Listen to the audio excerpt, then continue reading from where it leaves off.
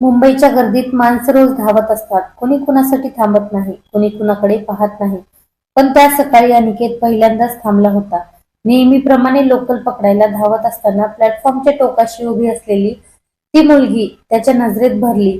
साधा सलवार कुर्ता, पाठीवर जुनी पिशवी, चेहऱ्यावर थकवा आणि डोळ्यात न बोललेली कहाणी.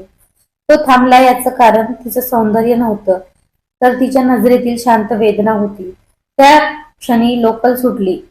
डेडलाईन चुकला, पण आयुष्याला वेगळं वळण मिळालं. तिचं नाव माया होतं. ती गावाहून आलेली, नोकरीच्या शोधात, मुंबईला नवी. अनिकेतने तिला पाणी दिलं, बसायला सांगितलं, 2 शब्द बोलले आणि ते 2 शब्द पुढच्या 4 वर्षांनी सुरुवात ठरले.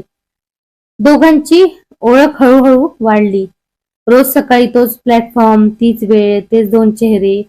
बोलणं आधी थोडं, मग जास्त आणि मग मनातलं सगळं. अनिकेत एका खासगी कंपनीत काम करणारा, स्वप्नाळू पण जबाबदाऱ्या. माया शिक्षण अर्धवट सोडून आलेली, घरची परिस्थिती हलाखीची, पण स्वाभिमान मोठा.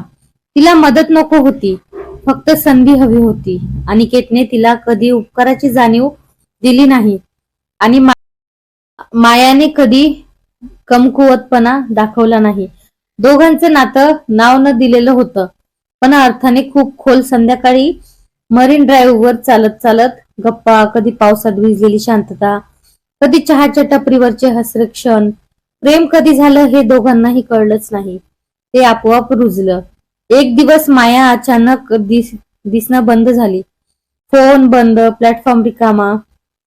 अनिकेत अस्वस्थ झाला. 3 दिवसांनी 4थ्या दिवशी ती आली, पण डोळ्यात भीती होती.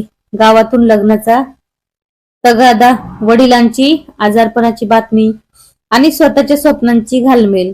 अनिकेत तिला थांबवू शकत नव्हता, कारण तो स्वतः अजून स्थिर नव्हता. तो फक्त म्हणाला, "मी आहे." हे शब्द मायासाठी आधार होते. माया गावाला गेली. दिवस, आठवडे, महिने गेले. फोनवर बोलणं होतं, पण अंतर वाढत होतं. शेवटी मायाचं लग्न ठरलं. तिने अनिकेतला सांगितलं, पण निर्णय बदलण्याची ताकद तिच्यात नव्हती. अनिकेतने पहिल्यांदा रडलं. तो रागवला नाही, तिला दोष दिला नाही, फक्त आतून मोडला. लग्नाच्या दिवशी तो प्लॅटफॉर्मवर उभा होता, जिथे सगळं सुरू झालं होतं. लोकल येत होती, जात होती, पण त्याचं आयुष्य थांबलं होतं. वर्ष गेली. माया संसारात अडकली, जबाबदाऱ्यात गुरफटली, पण मनातला कोपरा रिकामाच राहिला. अनिकेतने स्वतःला कामात झोकून दिलं, यश मिळवलं, पण मनातली पोकळी भरली नाही. एक दिवस एका कंपनीच्या मीटिंग मध्ये त्याची पुन्हा भेट झाली.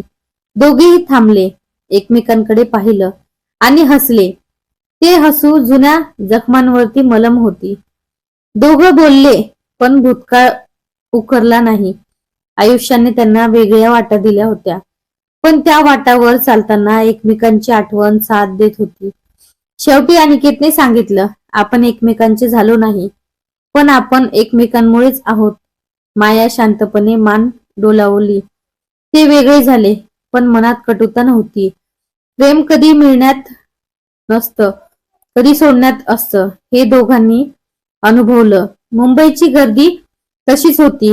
लोक धावतच होते, पण त्या गर्दीत 2 माणसं होती, ज्यांनी एकमेकांसाठी कधीतरी थांबणं शिकलं होतं आणि तेच त्यांच्या आयुष्याचं खरं यश ठरलं. तर कशी वाटली कथा नक्की कमेंट करून सांगा. भेटूया परत.